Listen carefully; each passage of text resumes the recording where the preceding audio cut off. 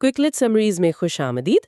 दुनिया की मशहूर साइंसी और फिक्री किताबों को आसान उर्दू में समझने के लिए इस चैनल को ज़रूर सब्सक्राइब करें। तो आज हम एक ऐसी किताब पर बात कर रहे हैं जिसे पढ़ने पर लोगों को बाकायदा जेलों में डाल दिया जाता था। हाँ बिल्कुल, ये वाकई एक हैरानकुन तारीखी हकीकत है। मेरा मतलब है, ज़रा तसव्वुर करें, एक बज़ाहिर आम सी तालीमी किताब से रियासतें और हुक्मरान इस कदर खौफजदा क्यों थे कि उसके सफ़ात को छुपकर फोटोकॉपी करना पड़ता था? ये कोई सनसनीखेज नॉवल नहीं था, बल्कि ब्राज़ील के माहिर तालीम पाउलो फ्रेरे की लिखी हुई किताब है, पेडागॉजी ऑफ द ओप्रेस्ड, यानी मजलूमों का तरीके तालीम। सही। ये एक ऐसी किताब है जो तालीम, जुल्म और आज़ादी के इंतहाई पेचीदा मौज़ूआत का अहाता करती है और ये बताती है कि मुआशरे किस तरह इंसानों को एक ख़ास सोच का पाबंद बनाते हैं। लेकिन इससे पहले कि हम गुफ्तगू को आगे बढ़ाएं और उन वजूहात को समझें, एक बात वाज़ेह करना बहुत ज़रूरी है। हाँ, ज़रूर। देखें, इस किताब में तबकाती कशमकश, समाजी ढांचों और मखसूस सियासी नज़रियात पर बहुत गहरी और बेबाक बहस की गई है। एक गैर जानिबदाराना नुक्ता नज़र से हमारी इस फिक्री निशस्त का मकसद इन नज़रियात की तायीद या तरदीद करना नहीं है। सही। हम किसी मखसूस सियासी नज़रिए के हामी नहीं बन रहे। बिल्कुल, हमारा मकसद सिर्फ और सिर्फ मुसन्निफ के पेश करदा ख्यालात और उनके फिक्री मुहर्रिकात को गैर जानिबदाराना अंदाज में समझना है, ताकि ये देखा जा सके कि उन्होंने दुनिया भर के तालीमी और सामाजिक ढांचों को किस तरह मुतासर किया। ये एक बहुत अहम वजाहत है।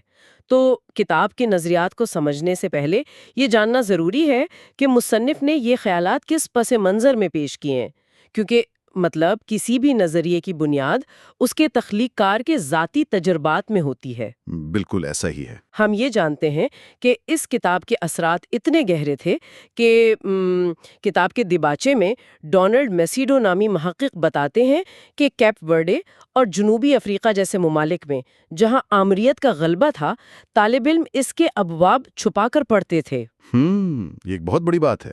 मैं सोच रही थी कि फ्रेरे की अपनी जिंदगी में ऐसा क्या हुआ था जिसने उन्हें ये सब लिखने पर मजबूर किया। आइए इस बात की तह तक पहुंचते हैं। अच्छा, इसका जवाब उनके बचपन में है। फ्रेरे का ताल्लुक ब्राज़ील के एक दरमियाने तबके के ख़ानदान से था, लेकिन 1929 के आलमी मुआशी बहरान ने उनके ख़ानदान को शदीद गुर्बत में धकेल दिया। ओह, तो उन्होंने खुद गुर्बत देखी थी। बिल्कुल, उन्होंने भूख का इंतहाई शिद्दत से सामना किया। और देखें, भूख महज पेट खाली होने का नाम नहीं है। फ्रेरे बताते हैं कि जब एक बच्चा भूखा होता है तो इसकी सोचने समझने की सलाहियत मफलूज हो जाती है। वो रियाजी या तारीख पर तवज्जो नहीं दे सकता। जाहिर है, क्योंकि उसकी पूरी हकीकत सिर्फ अगला लुक्मा तलाश करने तक महदूद हो जाती है। बिल्कुल दुरुस्त। इसी भूख की वजह से उनकी पढ़ाई मुतासिर हुई और वो स्कूल में पीछे रह गए। 11 साल की उम्र में फ्रेरे ने अहद किया कि वो अपनी पूरी जिंदगी इस भूख और उसके पीछे छुपे जालिमाना निज़ाम के खिलाफ जद्दोजहद में गुजारेंगे। वाह, ये तो बहुत गहरा आज़म था। हाँ, और उनके उसी ज़ाती तजुर्बे ने उन्हें इस नज़रिए तक पहुंचाया जिसे वो खामोशी का कल्चर या कल्चर ऑफ साइलेंस कहते हैं। खामोशी का कल्चर? ये इस्तिलाह सुनने में तो ऐसी लगती है जैसे लोग महज जुल्म सहते हैं और कुछ बोलते नहीं। हम्म लेकिन क्या इसका मतलब ये है कि मुआशरे का ढांचा ही कुछ इस तरह तरतीब दिया जाता है कि लोग सवाल उठाना ही भूल जाते हैं? बिल्कुल दुरुस्त तज्जिया है। बात सिर्फ खौफ के मारे छुप रहने की नहीं है। फ्रेरे का मानना था कि मजलूमों को जानबूझकर लाइल में रखा जाता है और ये कोई इत्तेफाक नहीं है कि गरीब तबका गरीब है। यानी ये माशी और समाजी तसल्लुत का एक बाकायदा नतीजा है। बिल्कुल। उस कल्चर में ताकतवर तबका ये बावर कराता है कि जो कुछ हो रहा है वो एक फितरी अम्र है या शायद खुदा की मर्जी है। मजलूम इस तल्ख हकीकत को अपनी तकदीर समझकर खामोशी से कबूल कर लेते हैं। और वो सवाल करना छोड़ देते हैं। हाँ, उनकी तनकीदी सोच को यानी सवाल उठाने की सलाहियत को इस हद तक दबा दिया जाता है कि वो अपने हालात के असबाब पर गौर करना ही छोड़ देते हैं। वो समझते हैं कि उनकी आवाज़ की कोई अहमियत ही नहीं है। ये बात आज के दौर के तनाजुर में बहुत दिलचस्प हो जाती है। वो कैसे? हम अक्सर सोचते हैं कि ये खामोशी का कल्चर सिर्फ गरीब किसानों या माजी के मजदूरों तक महदूद होगा। لیکن کیا آج کے جدید دور کے پڑھے لکھے لوگ بھی کسی نہ کسی سطح پر اس کا شکار نہیں ہے؟ آپ کا اشارہ کس طرف ہے؟ میرا مطلب ہے، جدید کارپوریٹ کلچر میں ہم دیکھتے ہیں کہ لوگ سسٹم کے خلاف یا کسی غلط پالیسی کے خلاف بولنے سے کتراتے ہیں۔ وہ جانتے ہیں کہ ایک چیز غلط ہو رہی ہے، لیکن وہ خاموش رہتے ہیں۔ یہ ایک بہت زبردست مشاہدہ ہے۔ جدید ٹیکنالوجی معاشرے میں خاموشی کا کلچر ختم نہیں ہوا، بلکہ اس نے ایک مختلف اور زیادہ نفیس شکل اختیار کر لی ہے۔ آج ہم اسے پیشہ ورانہ مطابقت یا پروفیشنلزم کا نام دے دیتے ہیں۔ یعنی لوگ نوکری بچانے کے لیے خاموش رہتے ہیں۔ بالکل، لوگ اپنے معاشی تحفظ اور ترقی کے لیے ایک ایسے نظام کا حصہ بن جاتے ہیں جہاں وہ آزادانہ سوچنے یا تنقید کرنے سے گریز کرتے ہیں۔ موجودہ نظام اکثر انسانوں کو ایک بڑی مشین کا پرزہ بنا دیتا ہے۔ انہیں سکھایا جاتا ہے کہ دیے گئے احکامات پر بغیر سوال کیے عمل کرنا ہی کامیابی ہے۔ ہاں، اور اس طرح وہ پڑھے لکھے ہونے کے باوجود اسی خاموشی کے کلچر کو زندہ رکھتے ہیں، کیونکہ ان کی معاشی بقا اسی خاموشی سے جڑی ہوتی ہے۔ یہ تو واقعی ایک تلخ حقیقت ہے، اور میرے خیال میں طاقتور طبقہ بھی اس خاموشی کو برقرار رکھنے کے لیے نت نئے طریقے استعمال کرتا ہے۔ لیکن یہاں میرے ذہن میں ایک نفسیاتی الجھن پیدا ہو رہی ہے۔ جی بتائیں۔ اگر یہ تسلط اور ظلم اتنا ہی واضح ہے تو طاقتور طبقات خود کو ظالم کہلانے سے کیسے بچاتے ہیں؟ میرا مطلب ہے، کوئی بھی انسان صبح اٹھ کر شیشے میں دیکھ کر یہ نہیں کہنا چاہتا کہ میں ایک ظالم ہوں۔ ہر کوئی خود کو ہیرو سمجھنا چاہتا ہے۔ یہ بہت اہم سوال ہے، اور یہیں سے اس کتاب کا ایک اور انتہائی اہم تصور ابھرتا ہے، جسے فریرے جھوٹی سخاوت یا فالس چیریٹی کہتا ہے۔ جھوٹی سخاوت یہ کیا ہوتی ہے؟ دیکھیں، ظالم کی بقا اس بات پر ہے کہ چیزیں اور انسان اس کی ملکیت میں رہیں، لیکن جیسا کہ آپ نے کہا، وہ خود کو ولن نہیں سمجھنا چاہتا۔ اس غیر متوازن رشتے کو برقرار رکھنے اور اپنے ضمیر کو مطمئن کرنے کے لیے وہ ایک نجات دہندہ کا روپ دھار لیتا ہے۔ اچھا، یعنی وہ غریبوں کی مدد کرتا ہے، انہیں خیرات دیتا ہے تاکہ اسے محسوس ہو کہ وہ ایک اچھا انسان ہے۔ بالکل، فریرے کے مطابق ظلم کے اس عمل میں صرف مظلوم ہی اپنی انسانیت سے نہیں گرتا، بلکہ ظالم بھی اپنی انسانیت کھو بیٹھتا ہے، اور اس کھوکھلے پن کو چھپانے کے لیے وہ جھوٹی سخاوت کا سہارا لیتا ہے۔ تو اگر میں اسے ایک مثال سے سمجھنا چاہوں تو یہ ایسا ہی ہے جیسے کوئی شخص کسی کو جان بوجھ کر بیمار رکھے تاکہ وہ اسے روزانہ دوائی دے کر خود کو ایک عظیم مسیحا اور ڈاکٹر محسوس کر سکے۔ اگر مریض مکمل طور پر صحت یاب ہو گیا تو اس مسیحا کی اہمیت ہی ختم ہو جائے گی۔ کیا سچی اور جھوٹی سخاوت کا فرق یہی ہے؟ بالکل درست مثال دی آپ نے۔ سچی سخاوت یہ ہے کہ ان وجوہات اور اس ظالمانہ ڈھانچے کو ہی جڑ سے اکھاڑ دیا جائے جس کی وجہ سے کسی انسان کو خیرات مانگنے یا ہاتھ پھیلانے کی ضرورت پیش آتی ہے۔ سچی سخاوت استحصال کو ختم کرتی ہے۔ ہاں، جبکہ جھوٹی سخاوت یہ ہے کہ غریبوں کو زندہ رہنے کے لیے بس اتنی مدد دی جائے کہ وہ مکمل تباہ نہ ہوں اور دینے والے پر انحصار کرتے ہیں۔ یعنی وہ ہمیشہ محتاج رہیں۔ بالکل، ظالم کو اس بات کی ضرورت ہوتی ہے کہ کوئی اس کے سامنے ہاتھ پھیلائے تاکہ اس کی طاقت اور برتری کا احساس قائم رہے۔ یہ تو بہت خوفناک ہے۔ ظالم اپنے ضمیر کو مطمئن کر رہا ہے اور مظلوم روٹی کے چند ٹکڑوں پر شکر گزار ہے۔ لیکن اب اس رشتے کے دوسرے پہلو پر آتے ہیں۔ مظلوم اس سارے کھیل کو سمجھ کر بغاوت کیوں نہیں کرتا؟ یہاں جو بات سب سے زیادہ دلچسپ ہے وہ یہ ہے کہ مظلوم طبقے کی نفسیات اس ظالمانہ نظام میں کس طرح ڈھل جاتی ہے۔ مصنف وضاحت کرتا ہے کہ مظلوم کے ذہن میں انسان ہونے یا کامیاب ہونے کی واحد تصویر وہی ظالم ہوتا ہے جس نے اس پر ظلم کیا ہوتا ہے۔ تو اس کا مطلب ہے کہ وہ برابری نہیں چاہتے، بلکہ وہ خود اس نظام کی کرسی پر بیٹھ کر وہی سب کچھ کرنا چاہتے ہیں جو ان کے ساتھ ہوا؟ جی ہاں، اپنی جدوجہد کے ابتدائی مراحل میں مظلوم کا خواب آزادی حاصل کرنا نہیں ہوتا، بلکہ وہ لاشعوری طور پر بالکل اپنے ظالم جیسا بننا چاہتا ہے۔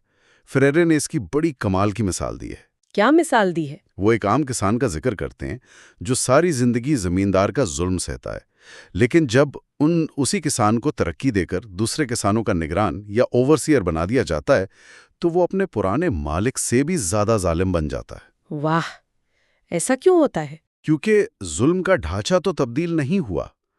اس نئے نگران کے ذہن میں طاقت کی کوئی اور شکل موجود ہی نہیں تھی۔ اس نے سمجھ لیا کہ بااختیار ہونے کا مطلب ہی دوسروں کو دبانا اور ان پر تشدد کرنا ہے۔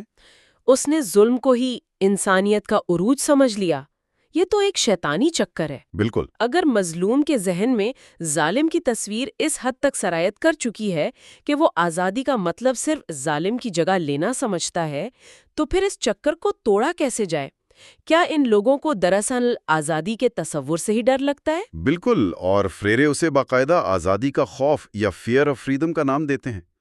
آزادی کوئی آسان چیز نہیں ہے، یہ ایک بہت بڑی ذمہ داری ہے۔ مطلب وہ پرانے غلامانہ راستوں پر چلنے میں تحفظ محسوس کرتے ہیں کیونکہ وہ راستے جانے پہچانے ہوتے ہیں۔ ہاں، ان کی پوری زندگی ایک مخصوص دائرے میں گزر رہی ہوتی ہے جہاں فیصلے کوئی اور کرتا ہے۔ آزادی کا مطلب ہے نئے فیصلے کرنا، خود مختار ہونا۔ نامعلوم کا خوف انہیں آزادی کی طرف قدم بڑھانے سے روکتا ہے۔ تو اس سب کا مطلب کیا ہے؟ مظلوموں کے ذہن سے اس خوف کو نکالنے اور ظالم کے سائے سے نکلنے کا واحد راستہ کیا ہو سکتا ہے؟ ظاہر ہے کہ طاقت کا استعمال تو حل نہیں، اس سے صرف ظالم کے چہرے بدلیں گے۔ صحیح۔ میرے خیال میں یہیں سے ایک نئے قسم کے شعور کی ضرورت پیدا ہوتی ہے، اور یہی وہ مقام ہے جہاں تعلیم کا اصل کردار شروع ہوتا ہے۔ لیکن فریرے کے مطابق کیا ہماری عام تعلیمی درسگاہیں یہ کام کر رہی ہیں؟ فریرے کا جواب اس پر بہت ڈو ٹوک ہے۔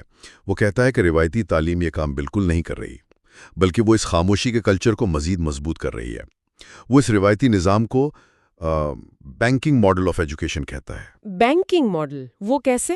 اس ماڈل میں طلبہ کو خالی تجوریوں کی طرح سمجھا جاتا ہے اور استاد کا کام صرف ان خالی ذہنوں میں معلومات جمع کرانا ہوتا ہے۔ طالب علم کا کام صرف ان معلومات کو وصول کرنا اور رٹنا ہے۔ یعنی اساتذہ بولتے ہیں اور طلبہ سنتے ہیں، اساتذہ جانتے ہیں اور طلبہ کچھ نہیں جانتے۔ یہ تو سراسر ایک یک طرفہ عمل ہو گیا۔ بالکل۔ اس میں غور و فکر کی تو کوئی گنجائش ہی نہیں بچتی۔ اگر طالب علم کو صرف یہی سکھایا جائے کہ جو بتایا جا رہا ہے اسے مان لو، تو وہ کبھی نظام پر سوال کیسے اٹھا سکے گا؟ اور یہی اس بینکنگ ماڈل کا اصل مقصد ہے، جو ظالموں کے مفاد میں کام کرتا ہے۔ یہ تعلیم طالب علم کی تخلیقی صلاحیت اور تنقیدی سوچ کو مار دیتی ہے۔ فریرے کے مطابق اس چکر کو توڑنے کے لیے ہمیں ایک مختلف قسم کی تعلیم کی ضرورت ہے۔ وہ کون سی؟ جسے وہ تنقیدی شعور کی بیداری یعنی کانسینٹائزیشن کہتا ہے۔ تنقیدی شعور کی بیداری۔ تو اس نئے تعلیمی ماڈل میں معلومات رٹنے کے بجائے کیا کیا جاتا ہے؟ کیا یہ صرف کلاس روم میں بیٹھ کر فلسفیانہ بحث کرنے کا نام ہے؟ نہیں، یہ محض بحث مباحثے تک محدود نہیں ہے۔ تنقیدی شعور کا مطلب ہے کہ انسان اپنے ارد گرد موجود ناانصافیوں کو گہرائی سے سمجھے، اور اس تفہیم کے بعد جو اگلا قدم آتا ہے اسے فریرے پریکسس کہتے ہیں۔ پریکسس کا کیا مطلب ہے؟ پریکسس کا مطلب ہے عمل اور غور و فکر کا ایک ایسا تسلسل جو کبھی نہیں رکتا۔ آپ صرف حالات کا رونا نہیں روتے، بلکہ کوئی عملی قدم اٹھاتے ہیں اور پھر اس عمل کے نتائج پر دوبارہ غور و فکر کرتے ہیں۔ نظریہ اور عمل دونوں ساتھ ساتھ چلتے ہیں۔ اچھا، اگر ہم اس عمل کو تھوڑا اور واضح کریں تو مجھے ایک مثال ذہن میں آ رہی ہے۔ فرض کیا جائے کہ ایک شخص کسی جلتی ہوئی عمارت میں پھنسا ہوا ہے۔ اب ایک طریقہ تو یہ ہے کہ کوئی اسے زبردستی اپنے کندھے پر اٹھائے اور باہر نکال لائے۔ بظاہر ایک ہیروئنہ عمل ہے، لیکن اس میں اس شخص کو ایک بے جان شے سمجھا گیا، اسے خود کچھ نہیں کرنا پڑا۔ صحیح۔ دوسرا طریقہ یہ ہے کہ اس شخص کو آگ بجھانے کا سامان دیا جائے، نقشہ سمجھایا جائے تاکہ وہ خود راستہ بناتا ہوا باہر آ سکے۔ کیا پریکسس اور تنقیدی شعور کا مطلب اس دوسرے طریقے کی بات کرنا ہے؟ بالکل، بہت زبردست مثال دی آپ نے۔ اور اگر ہم اسے سماجی آزادی پر لاگو کریں تو آزادی کوئی تحفہ نہیں ہے جو کوئی لیڈر کسی مظلوم کو تشتری میں رکھ کر پیش کر دے۔ یہ ایک مشترکہ عمل ہے جس میں مظلوموں کو خود متحرک ہونا پڑتا ہے۔ یعنی وہ اپنے نجات دہندہ خود بنتے ہیں۔ جی، فریرے زور دیتے ہیں کہ انقلابی رہنماؤں کو مظلوموں کے لیے کام نہیں کرنا چاہیے، بلکہ ان کے ساتھ مل کر کام کرنا چاہیے۔ جب آپ اسے شعور دیتے ہیں تو آپ اسے ایک بااختیار انسان کا درجہ دیتے ہیں۔ اس ساری گفتگو میں ایک اور پہلو بہت قابل غور ہے۔ جب مظلوم اپنے اس تنقیدی شعور کے ذریعے خود کو آزاد کر لیتا ہے تو اس کا ظالموں پر کیا اثر پڑتا ہے؟ کیا ظالم ہمیشہ ظالم ہی رہتے ہیں؟ یہ کتاب کا ایک بہت ہی گہرا تصور ہے۔ فریرے کہتے ہیں کہ مظلوموں کا یہ فریضہ ہے کہ وہ نہ صرف خود کو آزاد کریں بلکہ وہ اپنے ظالموں کو بھی آزاد کریں۔ ظالموں کو آزاد کریں؟ وہ کیسے؟ کیونکہ جب کوئی انسان کسی دوسرے پر ظلم کرتا ہے تو وہ اپنی انسانیت کا ایک بڑا حصہ مار دیتا ہے۔ ظالم اپنی طاقت اور لالچ کے نشے میں خود بھی ایک قسم کے پنجرے میں قید ہوتا ہے۔ واہ!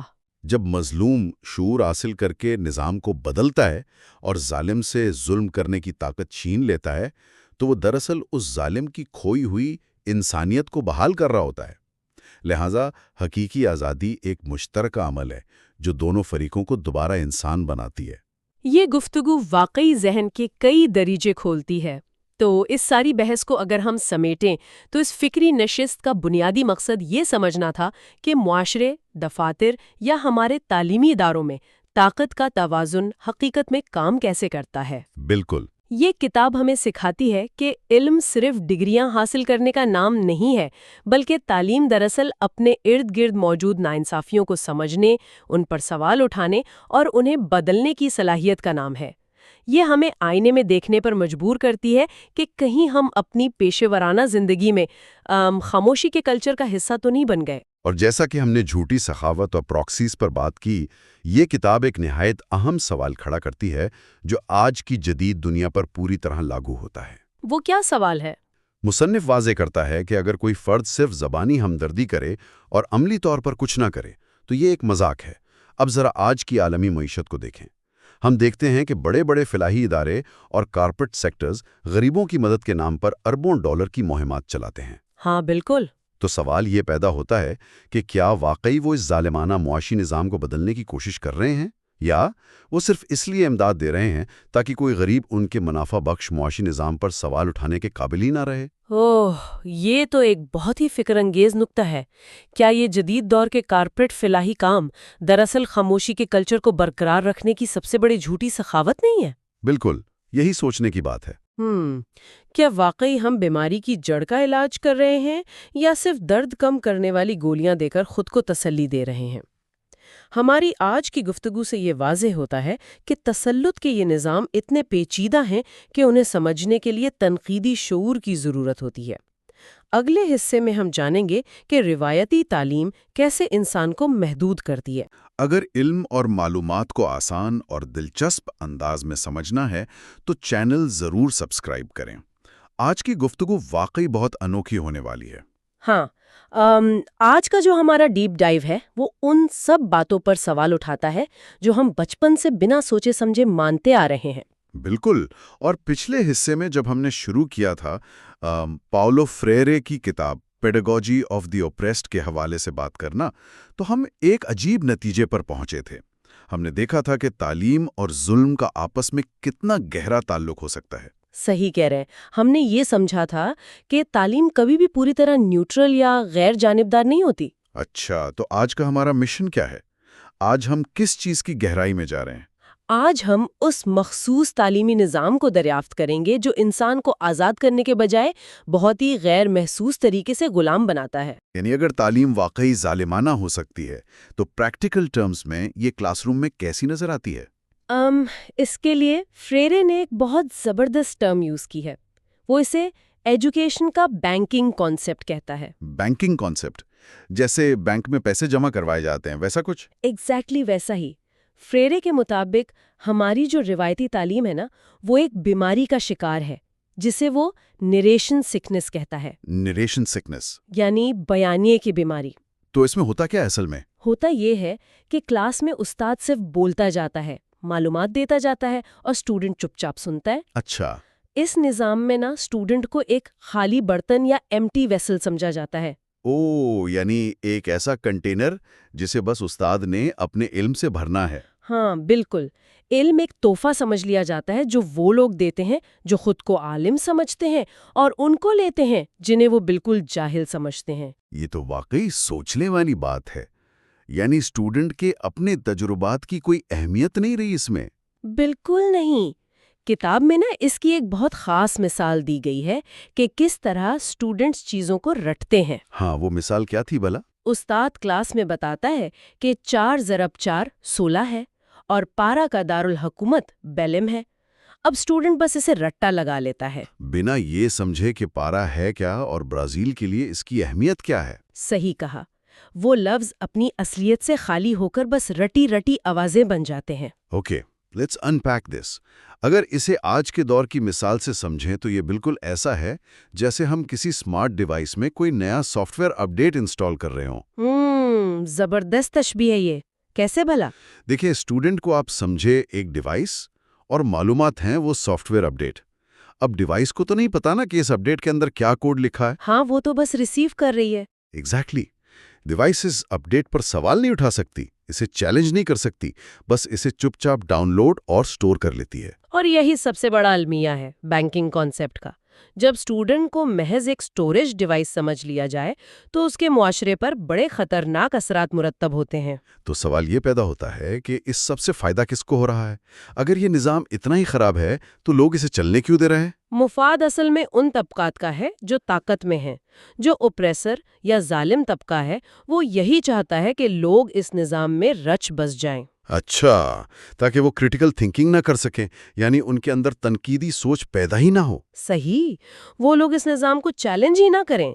یہ نظام بظاہر تو تعلیم دے رہا ہے لیکن اصل میں آزادی کی بجائے غلامی کو فروغ دے رہا ہے۔ یہ تو واقعی حیران کن ہے۔ تو کیا پسماندہ طبقے کو پتہ نہیں چلتا اس سب؟ مسئلہ یہ ہے کہ فریر بتاتا ہے اس نظام کے تحت ان مظلوموں کو معاشرے کا ایک مرض یا پیتھولوجی سمجھ لیا جاتا ہے۔ پیتھولوجی، یعنی انہیں کسی بیماری کی طرح ٹریٹ کیا جاتا ہے۔ ہاں، کہا جاتا ہے کہ یہ لوگ صحت مند معاشرے سے کٹے ہوئے ہیں اور انہیں انٹیگریٹ کرنے کی یا شامل کرنے کی ضرورت ہے، تاکہ وہ اچھے اور فرمانبردار شہری بن سکیں۔ بالکل، لیکن حقیقت میں وہ ہمیشہ سے اسی ظالمانہ ڈھانچے کے اندر ہی موجود تھے جس نے انہیں بس استعمال کی چیز بنا دیا۔ Here is where it gets really interesting۔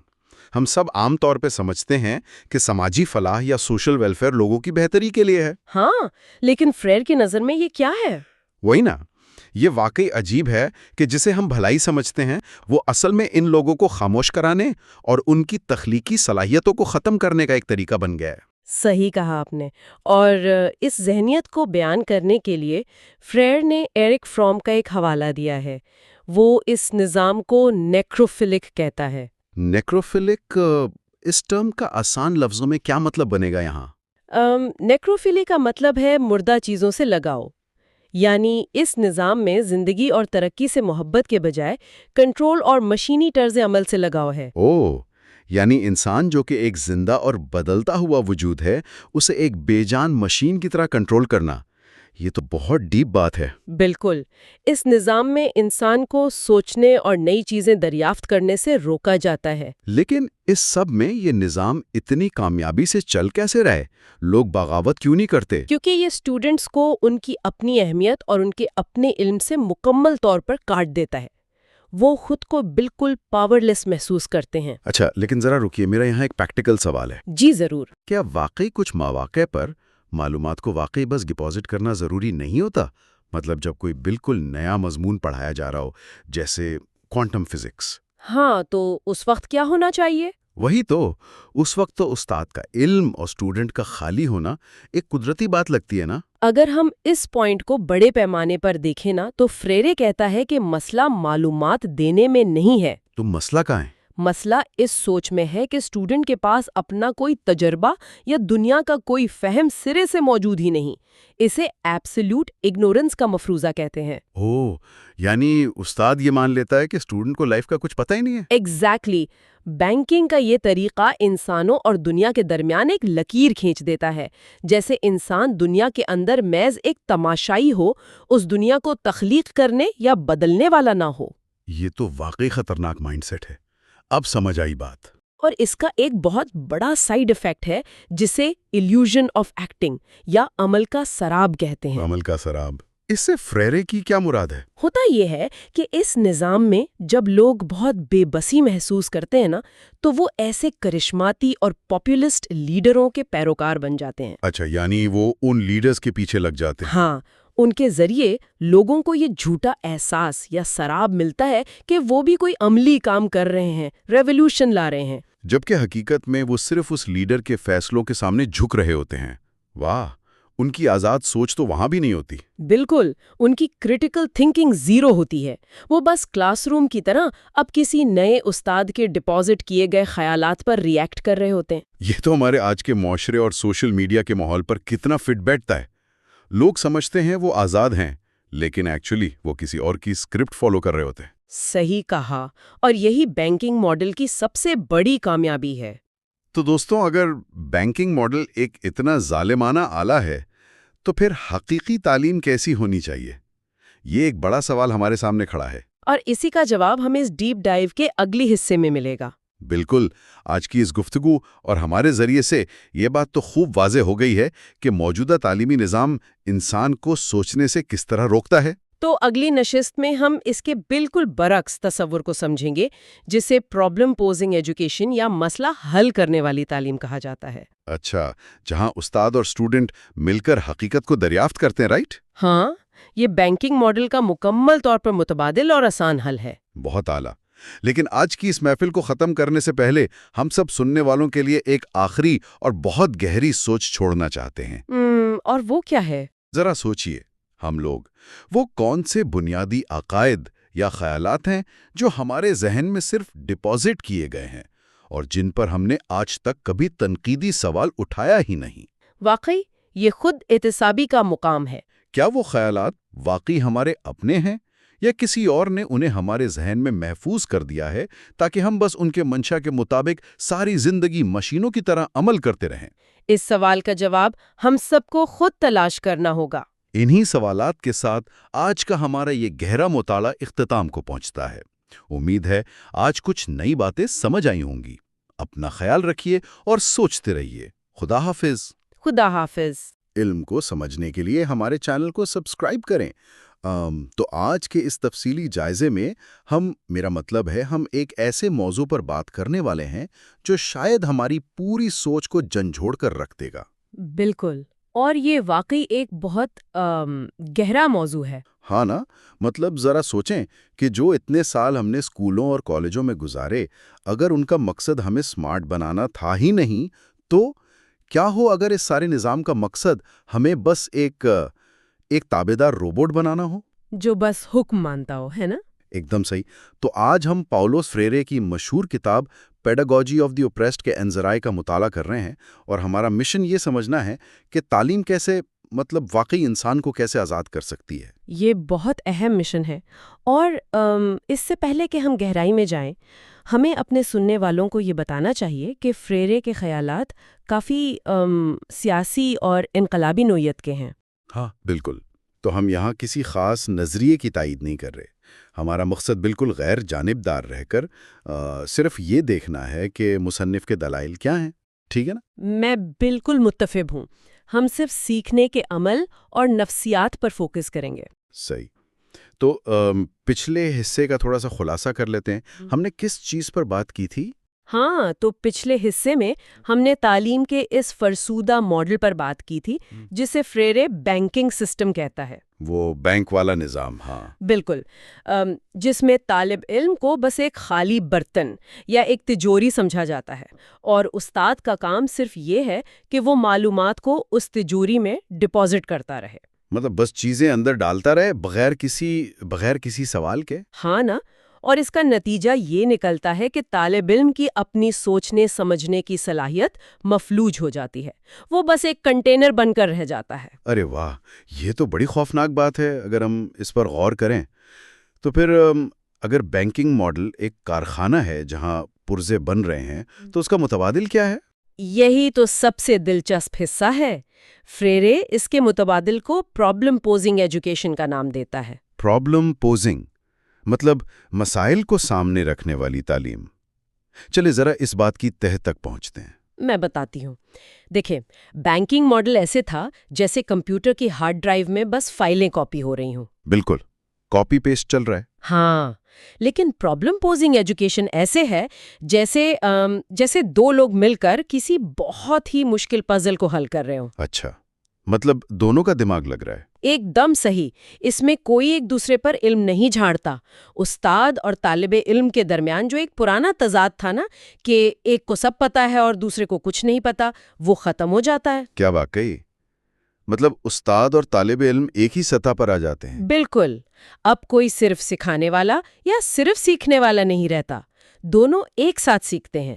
اور فریرے کے مطابق انسان فطری طور پر نامکمل ہستیاں ہیں. نامکمل ہستیاں؟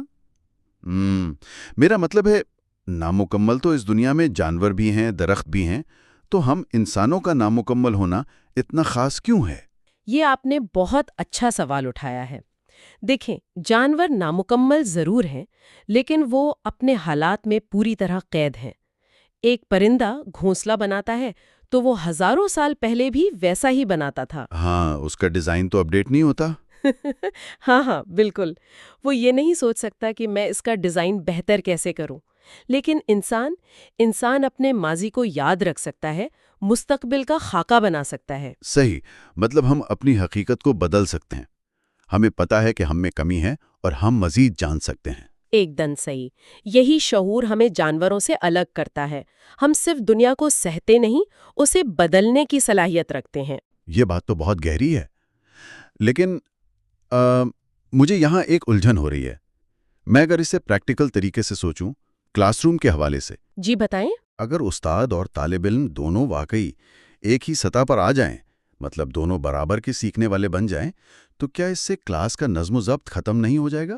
یہ ایک بہت عام سا ڈر ہے جو ہمیں بینکنگ ماڈل نے سکھایا ہے. ہاں نا، مطلب استاد کی اتھارٹی، اس کا وقار، کیا وہ سب خطرے میں نہیں پڑ جائے گا؟ یہاں سب سے دلچسپ بات یہ ہے کہ فریرے نے اتھارٹی کے تصور کو بالکل نیا معنی دیا ہے. فریرے کے مطابق سچی اتھارٹی کبھی بھی آزادی کے مخالفت نہیں کرتی. اچھا؟ تو وہ کیا کرتی ہے؟ وہ آزادی کے ساتھ کندھے سے کندھا ملا کر کھڑی ہوتی ہے. جب کوئی استاد اپنی اتھارٹی بچانے کے لیے طالب علم کو ڈراتا ہے یا سوال کرنے سے روکتا ہے، تو وہ اتھارٹی نہیں ہے، وہ جبر ہے. مطلب وہ ڈکٹیٹرشپ بن جاتی ہے. بالکل. تعلیم دراصل ایک مشترکہ عمل ہے نا؟ کتاب کا یہ ایک بہت اہم نقطہ ہے کہ کوئی کسی کو اکیلے نہیں سکھاتا. ارے واہ! تو مطلب لوگ ایک دوسرے کو سکھاتے ہیں. ہاں، لوگ ایک دوسرے کو سکھاتے ہیں اور یہ دنیا کے توسط سے طے پاتا ہے. ہم حالات کو ایک جامد حقیقت ماننے کے بجائے ان پر سوال اٹھاتے ہیں. صحیح. حالات کو چیلنج کرنا ضروری ہے، لیکن اگر کسی کو سوال اٹھانا ہے تو اسے پہلے یہ تو سمجھنا ہوگا کہ اس کے ارد گرد ہو کیا رہا ہے نا؟ ایک دم صحیح. اسے اپنی حقیقت کا ادراک کرنا ہوگا. میں اس کو ایک مثال سے سمجھنے کی کوشش کر رہا تھا. فرض کریں ایک انسان کی پوری زندگی ایک ایسے کمرے میں گزری ہو جس کی چھت بہت نیچی ہے. ٹھیک ہے. اور وہ بچپن سے ہی جھک کر چلنا سیکھ گیا ہے. وہ سوچتا ہے کہ انسانوں کے چلنے کا نارمل طریقہ یہی ہے. ہاں، وہ درد بھی سہتا ہے لیکن سمجھتا ہے کہ یہی مقدر ہے. بالکل. تو جب تک اسے یہ احساس نہ ہو کہ مسئلہ اس کی کمر میں نہیں بلکہ اس نیچی چھت میں ہے، وہ کھڑا کیسے ہوگا؟ وہ تو باہر نکلنے کا راستہ ڈھونڈ ہی نہیں سکتا. یہ نیچی چھت والی مثال بہت کمال ہے. فریرے اسی چیز کو محدود کرنے والے حالات یا لمٹ سچویشنز کہتا ہے. Limit situations? اچھا، یعنی وہ حالات جو ہمیں دبا کر رکھتے ہیں؟ بالکل. خاص طور پر وہ لوگ جو پسے ہوئے طبقے سے تعلق رکھتے ہیں. ان کی زندگی میں یہ نیچی چھتیں بہت ہوتی ہیں اور وہ اکثر ان حالات کو ایک بند گلی یا اپنا مقدر مان لیتے ہیں. تو پھر اس مقدر سے وہ نکلیں کیسے؟ وہ تو ایک طرح سے قید ہے نا؟ ہاں، فریرے اسے ثقافتی خاموشی کہتا ہے، جہاں ان کی اپنی کوئی آواز نہیں ہوتی. لیکن اس سے نکلنے کے لیے انسانوں کو اپنی موجودہ حقیقت کو ایک چیلنج کے طور پر دیکھنا چاہیے. مظلوم طبقے کو خود اپنی حقیقت کو سمجھنا پڑتا ہے. لیکن جو بندہ صبح سے شام تک روٹی کمانے کی چکی میں پس رہا ہو، وہ اس خاموشی کو توڑے گا کیسے؟ اس کے لیے فریرے ایک تصور لاتا ہے جسے ہم پریکسس کہتے ہیں. پریکسس؟ یہ تو تھوڑا فلسفیانہ لفظ لگ رہا ہے. اس کا مطلب کیا ہے؟ صرف بیٹھ کر سوچنا؟ نہیں، بالکل نہیں. فریرے کہتا ہے کہ پریکسس کا مطلب ہے عمل اور غور و فکر کا لازمی ملاپ، مطلب ایکشن اور ریفلیکشن. اچھا، یعنی صرف سوچنا کافی نہیں ہے اور بغیر سوچے سمجھے عمل کرنا بھی بے معنی ہے. دونوں ایک ساتھ چلتے ہیں. اس کو ایسے سمجھیں جیسے آپ ایک گاڑی چلا رہے ہیں. گاڑی کی مثال ذرا ایسے کھول کر بتائیں. فرض کریں آپ ایک بالکل انجان شہر میں گاڑی چلا رہے ہیں. اگر آپ صرف نقشہ دیکھتے رہیں اور گاڑی سٹارٹ ہی نہ کریں تو آپ کہیں نہیں پہنچیں گے، بس وہیں کھڑے رہیں گے. بالکل. یہ ہوا عمل کے بغیر غور و فکر. اور اگر آپ نقشہ دیکھے بغیر آنکھیں بند کر کے گاڑی بھگانا شروع کر دیں تو ایکسیڈنٹ پکا ہے، یہ بغیر سوچے سمجھے عمل ہو گیا۔ ایک دم صحیح۔ تو پریکسس یہ ہے کہ آپ گاڑی چلاتے ہیں، مطلب عمل کرتے ہیں، اور ساتھ ساتھ سڑک کو دیکھتے ہیں، مطلب غور کرتے ہیں، پھر نقشہ بھی چیک کرتے ہیں۔ ارے واہ، اب سمجھ آیا، مطلب ہم حالات کو بدلنے کی کوشش بھی کرتے ہیں اور ساتھ ساتھ اس سے سیکھتے بھی رہتے ہیں۔ ہاں، انسان اپنی حقیقت کا ادراک کر کے ہی اسے بدل سکتا ہے۔ لیکن یہ سب اکیلے تو نہیں ہو سکتا نا، حقیقت کو سمجھنے اور مل کر سیکھنے کا یہ جو سارا عمل ہے، اس کا کوئی اوزار بھی تو ہوگا۔ بالکل ہے، اور وہ واحد اوزار جس کے ذریعے یہ سب ممکن ہے وہ ہے ڈائیلاگ، یعنی مکالمہ۔ ڈائیلاگ؟ تو اس سب کا اصل مطلب کیا ہے؟ کیونکہ جب میں ڈائیلاگ کو سنتا ہوں تو میرے ذہن میں ٹی وی کے ٹاک شوز آتے ہیں جہاں سب ایک دوسرے پہ چیخ رہے ہوتے ہیں۔ ہاں، یا پھر کوئی کارپوریٹ بحث، ہے نا؟ بالکل۔ تو کیا فریرے جس ڈائیلاگ کی بات کر رہا ہے وہ یہی عام سی گپ شپ یا بحث مباحثہ ہے؟ بالکل نہیں۔ فریرے کے نزدیک ڈائیلاگ محض گپ شپ نہیں ہے، یہ دنیا کو سمجھنے اور اسے نیا نام دینے کا ایک بہت طاقتور طریقہ ہے۔ یہ معلومات کے تبادلے کی کوئی تکنیک نہیں ہے۔ اچھا، تو پھر یہ کیا ہے؟ یہ علم حاصل کرنے کا ایک بنیادی طریقہ ہے، لیکن فریرے کہتا ہے کہ سچا ڈائیلاگ کچھ خاص شرائط کے بغیر ممکن ہی نہیں ہے۔ وہ شرائط کیا ہیں؟ سب سے پہلی شرط ہے گہری محبت، پھر عاجزی، انسانوں پر یقین اور امید۔ ایک منٹ، واقعی محبت اور عاجزی؟ مطلب مجھے یہ سمجھنے میں تھوڑی دشواری ہو رہی ہے۔ عاجزی کو ایک علمی شرط کیوں مانا گیا ہے؟ کیا یہ صرف ایک اچھا اخلاق نہیں ہے؟ یہ بہت اچھا پوائنٹ ہے۔ دیکھیں، اگر کوئی شخص اس تکبر کے ساتھ گفتگو شروع کرے کہ اسے سب کچھ پتا ہے، تو کیا وہ کچھ نیا سیکھ پائے گا؟ نہیں، اس کا دماغ تو پہلے ہی بند ہوگا۔ بالکل، وہ تو دیوار کھلی کر لے گا۔ عاجزی کا مطلب یہ ماننا ہے کہ ہم سب نامکمل ہیں اور ہم مل کر سیکھ رہے ہیں۔ اگر یہ عناصر نہ ہوں، مطلب عاجزی یا محبت نہ ہو، تو گفتگو صرف دوسرے پر اپنا غلبہ پانے اور ہیرا پھیری کا ذریعہ بن جاتی ہے۔ مطلب ہم صرف دوسرے کو نیچا دکھانے کے لیے بول رہے ہوتے ہیں۔ ہاں، جو کہ آج کل بہت عام ہے۔ یہ بات تو واقعی آج کے دور پر بہت فٹ بیٹھتی ہے۔ اگر ہم اس ساری گفتگو کو اپنے سننے والوں کی عملی زندگی سے جوڑیں تو حالات کافی پریشان کن لگتے ہیں۔ بالکل، آپ آج کے دور کو ہی دیکھ لیں۔ ہاں نا، معلومات کے اس تیز ترین دور میں جہاں بس ہمیں چیزیں رٹنے پر مجبور کیا جاتا ہے، ہر طرف سے نوٹیفیکیشنز آ رہے ہیں، ہم بس اندھا دھند تسلیم کر لیتے ہیں۔ اور ہم دوبارہ اسی بینکنگ ماڈل کا حصہ بنتے جا رہے ہیں نا؟ ایک دم صحیح۔ ایسے میں کیوں کا سوال کرنا اور سچا ڈائیلاگ قائم کرنا ہماری ذہنی اور انسانی آزادی کے لیے آکسیجن کی طرح ضروری ہو گیا ہے۔ اور میں یہاں ایک آخری اور گہرا سوال چھوڑنا چاہوں گی۔ جی بالکل، بتائیں۔ اگر ہم اپنے روزمرہ کے کام کی جگہوں یا تعلیمی اداروں کو دیکھیں تو کیا ہم واقعی سچے ڈائیلاگ کا حصہ ہیں، یا ہم آج بھی ایک دوسرے پر محض اپنے خیالات تھوپنے والے یک طرفہ نظام کا شکار ہیں؟ کیا ہم واقعی ایک دوسرے سے سیکھ رہے ہیں یا صرف حاوی ہونے کی کوشش کر رہے ہیں؟ ارے واہ، یہ تو واقعی ایک ایسا سوال ہے جو بندے کو سوچنے پر مجبور کر دے۔ ہمیں واقعی یہ دیکھنا ہوگا کہ ہم کہیں دوبارہ وہ خالی برتن تو نہیں بن رہے جس میں بس معلومات انڈیلی جا رہی ہیں۔ بالکل ایسا ہی ہے۔ خیر، یہ سفر ابھی ختم نہیں ہوا۔ اگلے حصے میں ہم ڈائیلاگ اور شعور کی بیداری پر بات کریں گے۔ دنیا کی بہترین علمی اور سائنسی کتابوں کو آسان اردو میں سمجھنے کے لیے اس چینل کو سبسکرائب کریں۔ تو آج کی جو ہماری یہ علمی گفتگو ہے نا، اس میں ہم بات چیت یا گفتگو کے تصور کو ایک بالکل نئے زاویے سے دیکھیں گے۔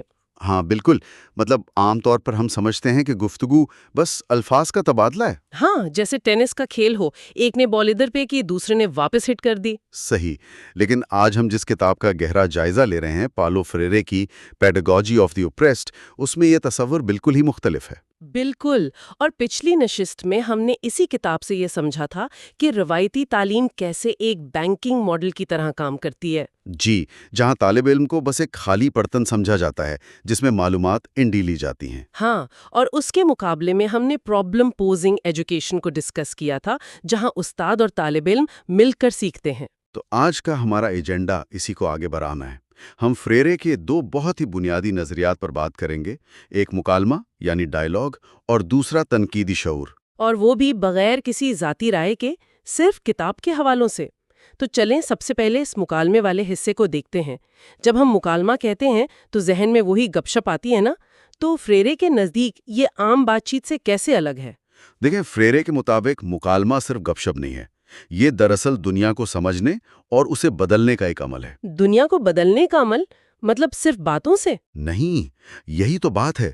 وہ کہتا ہے کہ ہر سچے لفظ کے دو حصے ہوتے ہیں، ایک ریفلیکشن یعنی غور و فکر اور دوسرا ایکشن یعنی عمل۔ اچھا، ریفلیکشن اور ایکشن۔ جی، اور ان دونوں کے ملاپ کو اس نے ایک خاص اصطلاح کا نام دیا ہے پروکسس۔ پروکسس، یعنی غور و فکر اور عمل دونوں کا ایک ساتھ ہونا لازمی ہے؟ یہ تو بڑی گہری بات ہے۔ 100%۔ اگر آپ کے پاس صرف سوچ ہے اور عمل نہیں کر رہے تو وہ محض کھوکھلی لفاظی بن جاتی ہے۔ جس کو کتاب میں وربلزم کہا گیا ہے نا؟ بالکل، وربلزم۔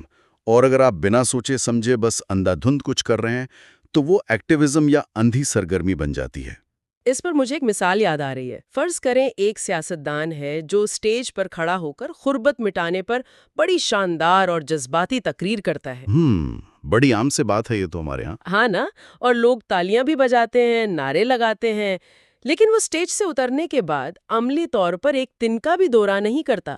تو کیا فریرے کے مطابق یہ مکالمہ ہے؟ ہرگز نہیں، یہ مکالمہ نہیں ہے، یہ بالکل وہی کھوکھلی لفاظی ہے، اس میں عمل تو مکمل غائب ہے نا۔ اور اگر اس کے برعکس فرض کریں ایک دور دراز گاؤں کے لوگ ایک درخت کے نیچے بیٹھتے ہیں، جی، وہ سوچتے ہیں کہ بچوں کے لیے اسکول کتنا ضروری ہے اور ان کے پاس اسکول نہیں ہے، وہ منصوبہ بناتے ہیں، یہ ان کا غور و فکر ہو گیا، اور پھر وہ خود مل کر اینٹیں گارے سے اسکول بنانا شروع کر دیتے ہیں۔ یہ ہوئی نا بات۔ یہ سچے مکالمے اور پریکسس کی بہترین عملی شکل ہے۔ وہ صرف اسکول نہیں بنا رہے، وہ دراصل اپنی تقدیر بدل رہے ہیں۔ یہ تو بہت زبردست بات ہے۔ اس سے ظاہر ہوتا ہے کہ مکالمہ انسان کو حقیقت کو سمجھنے میں کتنی مدد دیتا ہے۔ بالکل، مکالمے کے ذریعے ہی انسان اس دنیا کو اس کے اصل نام سے پکارتا ہے اور اسے بدلنے کا آغاز کرتا ہے۔ لیکن میں نے کتاب میں آگے پڑھا کہ فریرے کہتا ہے ظالم اور مظلوم کے درمیان کبھی سچا مکالمہ نہیں ہو سکتا۔ ایسا کیوں ہے؟ اس کی سب سے بڑی وجہ یہ ہے کہ مکالمے کی پہلی شرط ہی برابری ہے۔ برابری؟ یعنی برابری کے بغیر مکالمہ نہیں ہو سکتا؟ بالکل نہیں ہو سکتا۔ ظالم اور مظلوم کے درمیان طاقت کا بہت بڑا فرق ہوتا ہے۔ ظالم تو ہمیشہ اپنا حکم چلاتا ہے، وہ ڈکٹیٹ کرتا ہے، مکالمہ تھوڑی کرتا ہے۔ ہاں، وہ تو بس اپنا نظریہ تھوپنے کی کوشش کرتا ہے۔ جی، تو سچے مکالمے میں کوئی یہ دعویٰ نہیں کر سکتا کہ میں عقل کل ہوں اور تم مکمل جاہل ہو۔ استاد اور طالب علم دونوں مل کر سیکھتے ہیں۔ لیکن یہاں مجھے ایک چیز نے بڑی الجھن میں ڈالا تھا، میں سوچ رہی تھی کہ اس پر آپ کی رائے لوں۔ جی ضرور بتائیں۔ فریرے نے لکھا ہے کہ سچے مکالمے کے لیے دنیا اور انسانوں سے گہری محبت، عاجزی اور امید جیسی چیزیں شرط ہیں۔ یہ بہت اہم نکتہ ہے۔ سچ کہوں تو یہ الفاظ مجھے کسی تعلیمی یا سیاسی نظریے کے لیے بہت زیادہ شاعرانہ اور رومانوی لگے۔ یہ سوال بہت سے لوگ اٹھاتے ہیں کہ ان کا عملی جواز کیا ہے۔ ہاں، کیونکہ عملی طور پر ایک استاد جو کلاس روم میں بیٹھا ہے وہ اس عاجزی کو کیسے اپنائے؟ یہ کوئی صوفیانہ محفل تو نہیں ہے نا؟ بظاہر ایسا لگتا ہے، لیکن فریرے کے ہاں یہ الفاظ انتہائی عملی اوزار ہیں۔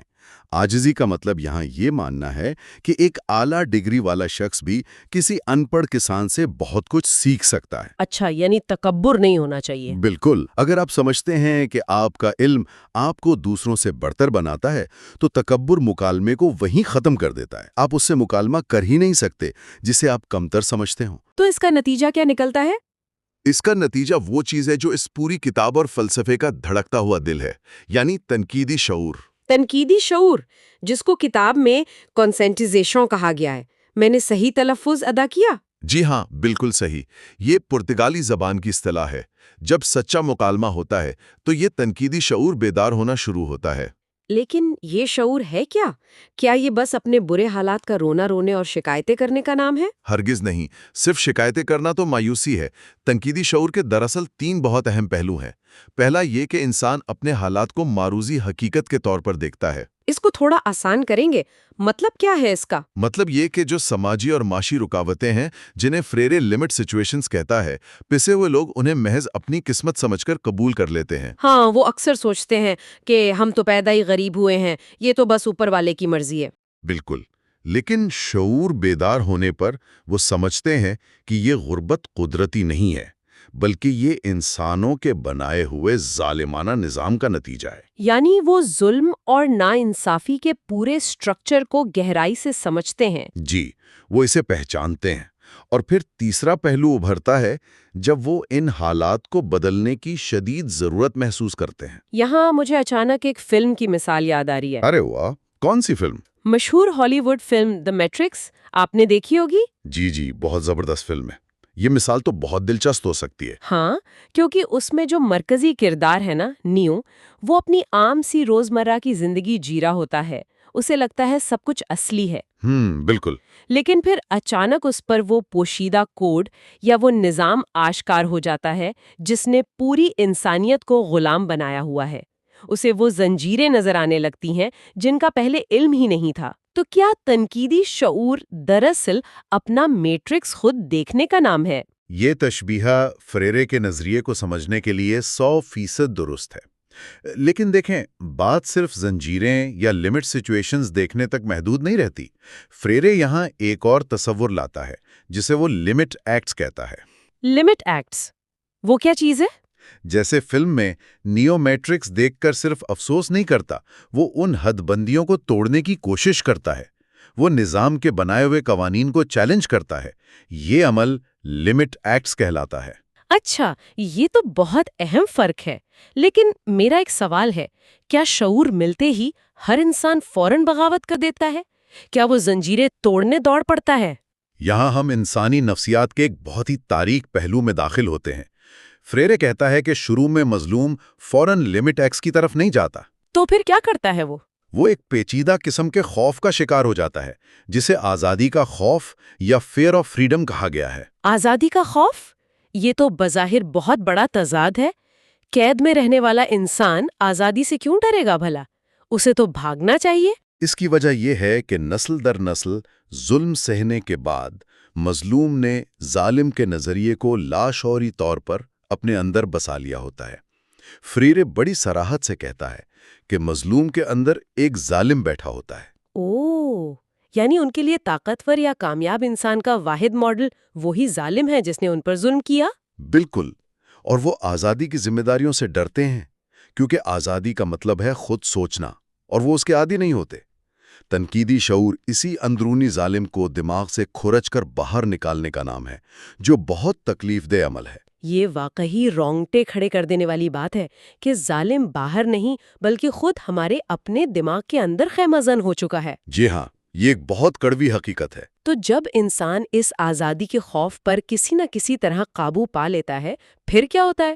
شعور بیدار ہونے کے بعد انسان کا عملی طریقہ کار کیا ہے؟ پھر وہی پریگزس لاگو ہوتا ہے جس کی ہم نے پہلے بات کی تھی۔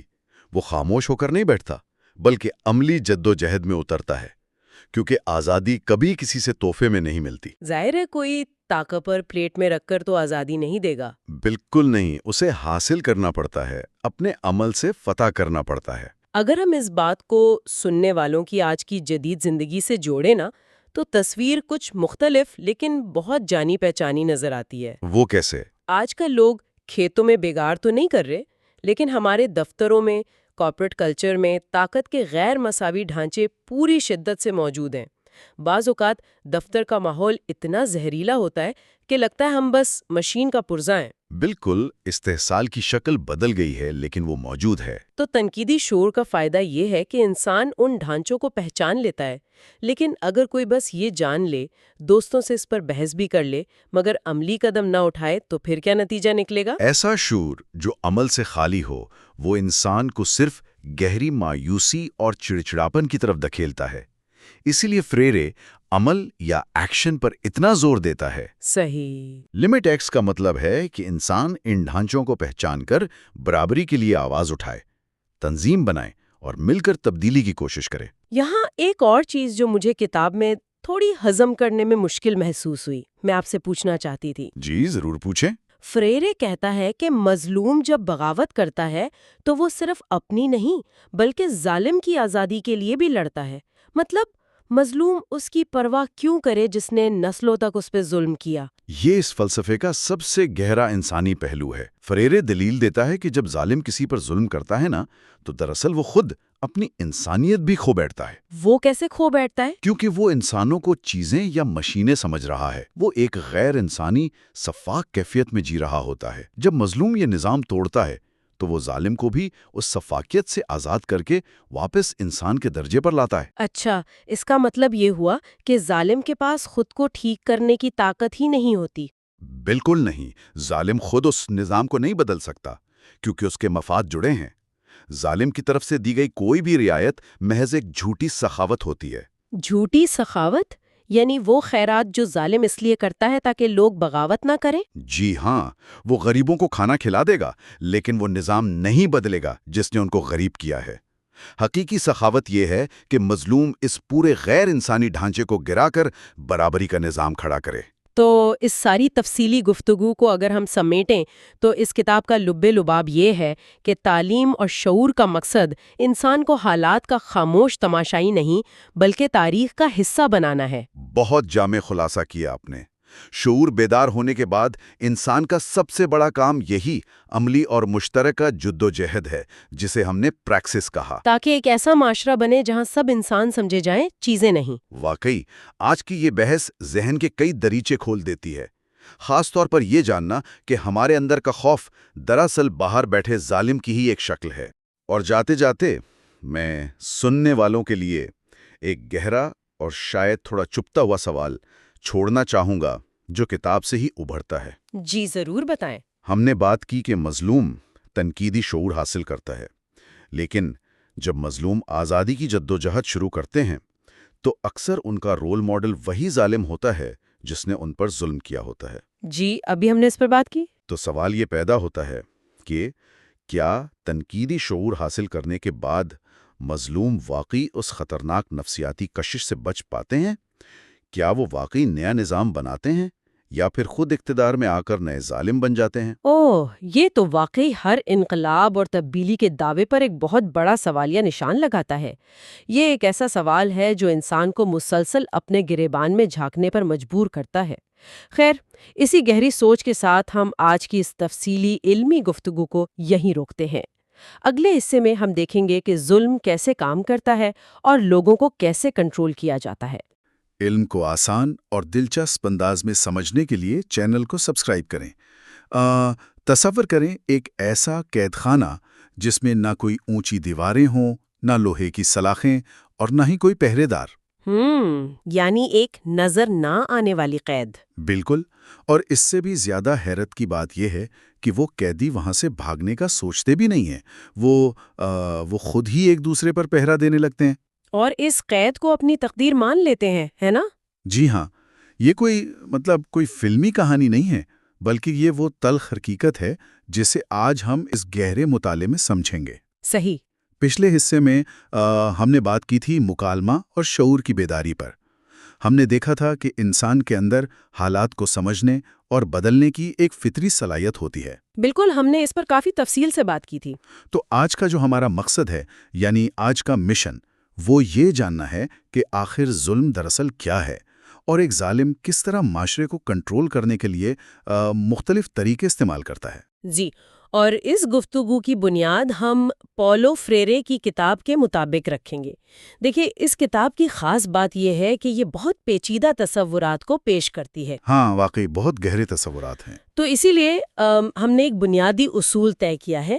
ہم آج ان طریقوں کو کسی بھی بیرونی مثال کے بغیر سمجھیں گے۔ مطلب کوئی سیاسی یا تاریخی مثال نہیں؟ بالکل نہیں، ہم خالص کتاب کے فلسفے کو بالکل سادہ اور سیدھے الفاظ میں سمجھیں گے تاکہ کتاب کا اصل پیغام واضح رہے۔ یہ بہت اچھا اصول ہے۔ تو شعور کی بیداری کو سمجھنے کے بعد اب یہ جاننا ضروری ہے کہ وہ کون سی طاقت ہے جو اس شعور کو دباتی ہے۔ اور وہ طاقت ظلم ہے۔ ہاں، ظلم۔ تو جب ہم ظلم کے بارے میں سوچتے ہیں تو فوراً مار پیٹ یا جسمانی طاقت کا خیال آتا ہے۔ کیا ظلم صرف یہی ہے؟ نہیں، بالکل نہیں۔ ماہر تعلیم کے مطابق ظلم محض طاقت کا استعمال نہیں ہے، بلکہ کیا؟ بلکہ یہ انسانوں کو ان کی انسانیت سے محروم کرنے کا عمل ہے۔ انسان ہونے کا مطلب ہے سوچنا، فیصلے کرنا۔ ظالم یہ صلاحیت چھین لیتا ہے اور انہیں بے جان اشیاء کی طرح کنٹرول کرتا ہے۔ ہاں، بے جان اشیاء یعنی فنگس کی طرح۔ جی ہاں، ایک کرسی کی اپنی کوئی مرضی نہیں ہوتی نا، جہاں رکھ دو رکھی رہتی ہے۔ ظالم انسانوں کو بالکل ویسا ہی بنا دینا چاہتا ہے۔ ارے واہ، یہ تو بہت خوفناک سوچ ہے۔ تو وہ یہ سب کرتا کیسے ہے؟ اس کے لیے وہ 4 بنیادی طریقے استعمال کرتا ہے۔ پہلا اہم نقطہ یا پہلا طریقہ ہے غلبہ، جسے ہم کانکویسٹ کہتے ہیں۔ غلبہ یعنی قابو پانا؟ بالکل، ظالم سب سے پہلے لوگوں پر اپنا قابو پاتا ہے، وہ ان کی آزادی چھین لیتا ہے صحیح۔ اور ان پر اپنے مقاصد مسلط کر دیتا ہے۔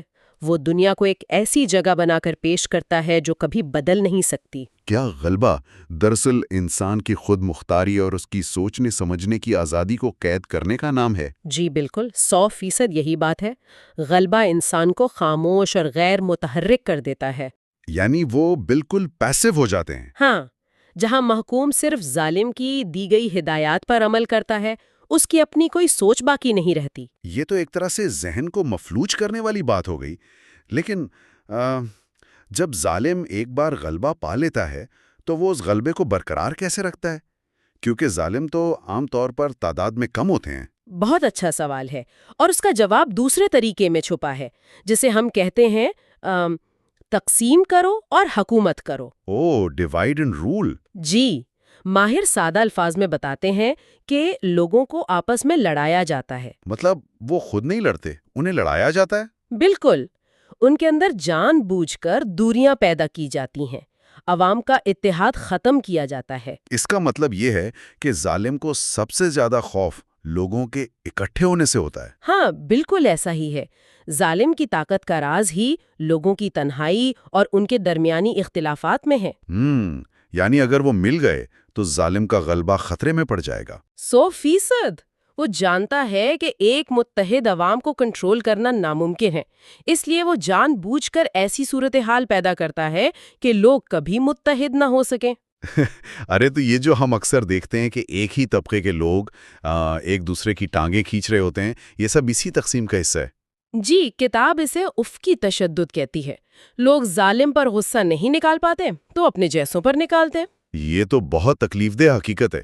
اچھا، اختلافات پیدا کرنے کے بعد ظالم کو یہ بھی یقینی بنانا ہوتا ہے کہ لوگ کبھی اس کے کنٹرول کرنے کے طریقوں کو سمجھ نہ سکیں۔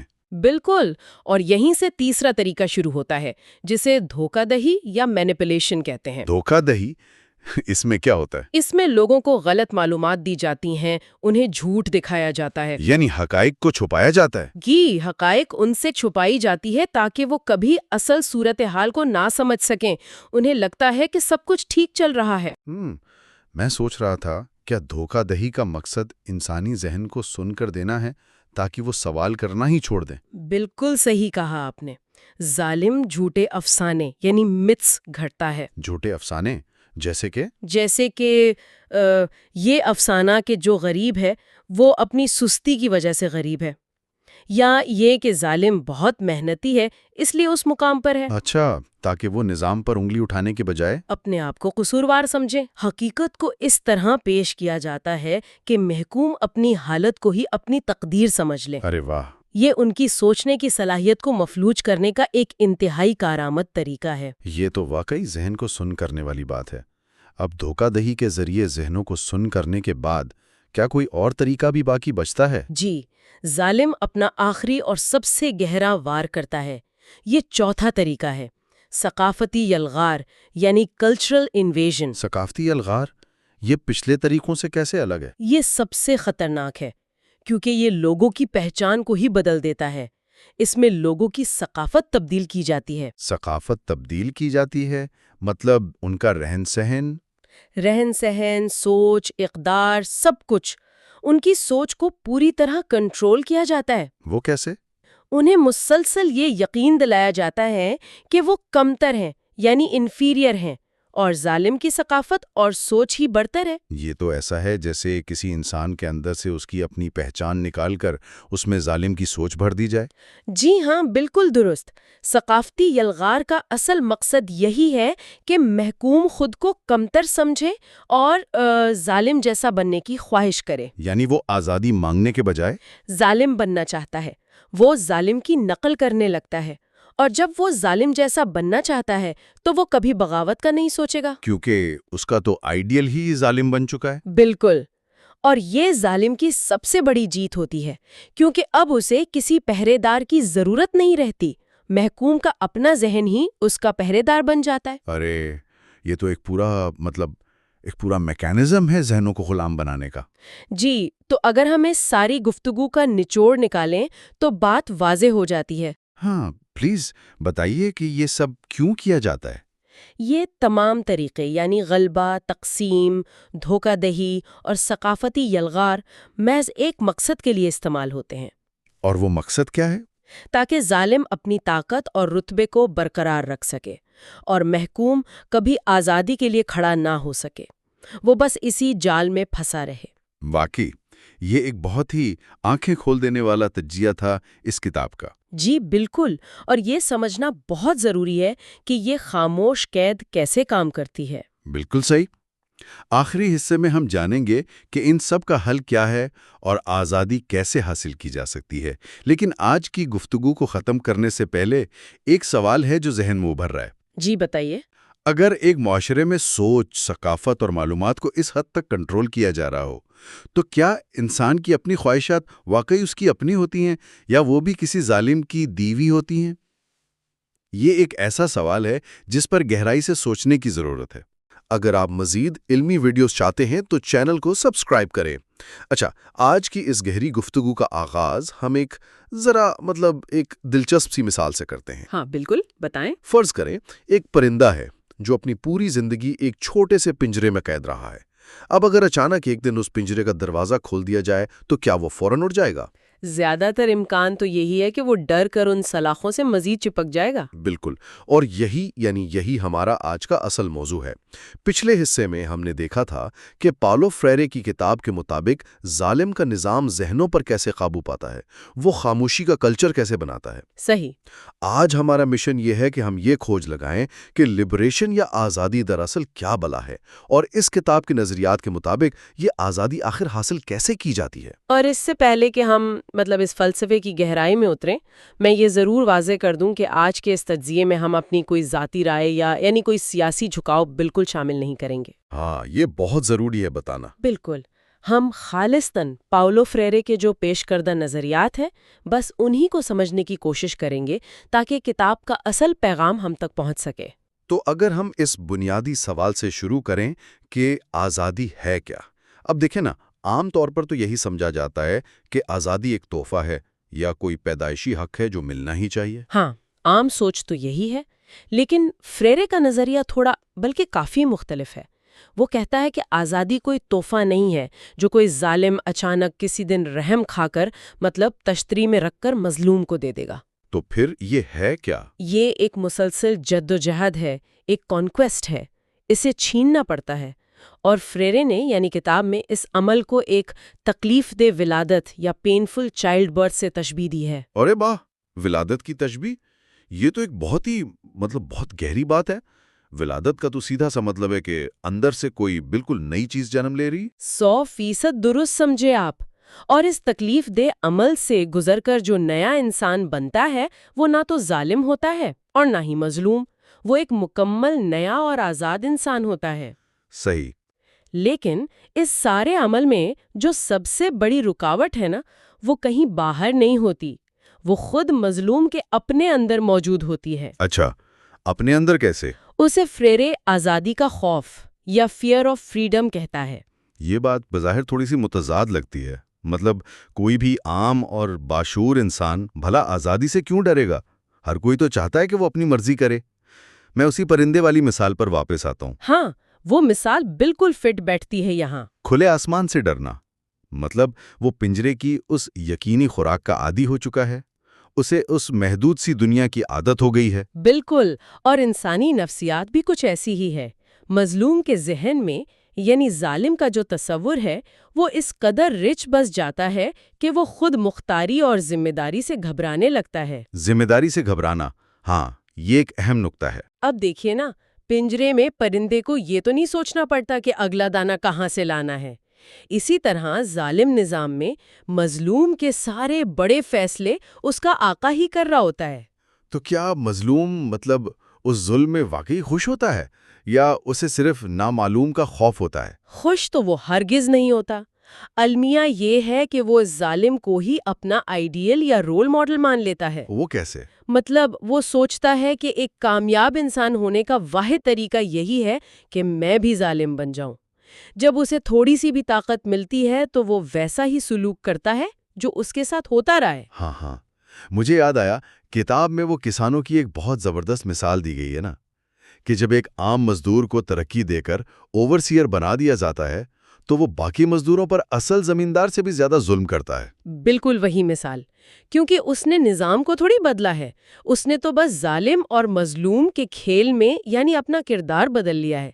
اس لیے آزادی کے لیے سب سے پہلے اپنے اندر بیٹھے اس ظالم کے سائے کو نکالنا ضروری ہے۔ یہ تو ایک بڑا خوفناک سائیکل ہے، مطلب ایک بند گلی لگتی ہے، تو اس چکر سے نکلا کیسے جائے پھر؟